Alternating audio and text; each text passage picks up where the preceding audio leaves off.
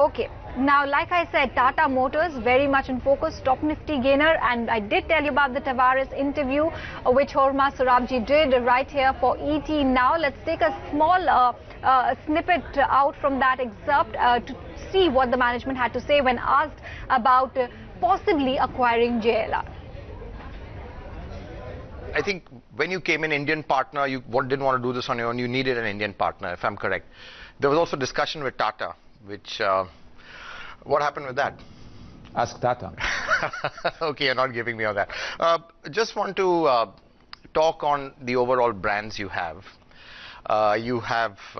You've got Opel, you've got Vauxhall, you've got Ambassador. Don't know what you're going to do with that, but you know, you've got a lot of brands. But there's one piece of the puzzle missing, or not the puzzle, or your portfolio missing, which is premium, above DS. Is that an area that interests you? If you allow me, I would like to correct that. DS is premium. Well, I'm talking about maybe luxury, well above that. Yeah, luxury. Luxury. No, I meant luxury. Okay, that's a fair point. We don't have it. Would you like a luxury brand? You never know. As long as it's not a distraction, it's fine. As long as it is not a distraction. You know, we have a lot on our plate. Would you be interested in Jaguar Land Rover, for example?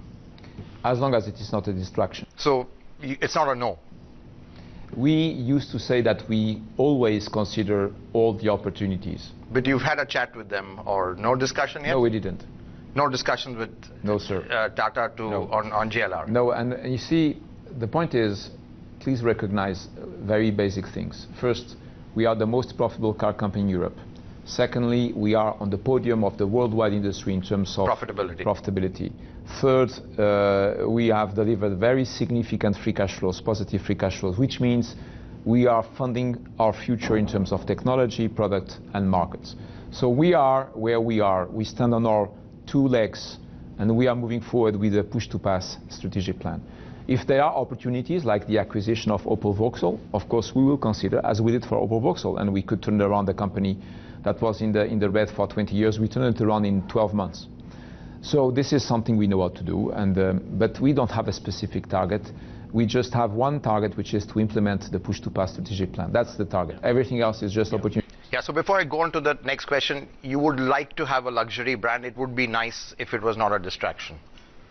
Why not? Okay. Why shouldn't we discuss that? It depends. It depends on how kind of value creation we could generate. But you see, this is not at all our focus. Okay. Just coming back to India, looking at your models, product portfolio and your strategy, you've got the C5 and you're coming down. One gets the sense that the smart thing to do is not to tread on Maruti's turf. I mean, it's logical.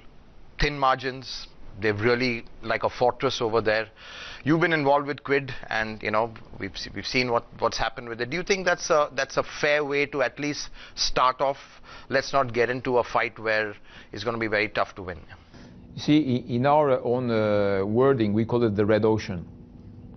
You don't have to go in the red ocean. That's a nice way of putting it. By choice.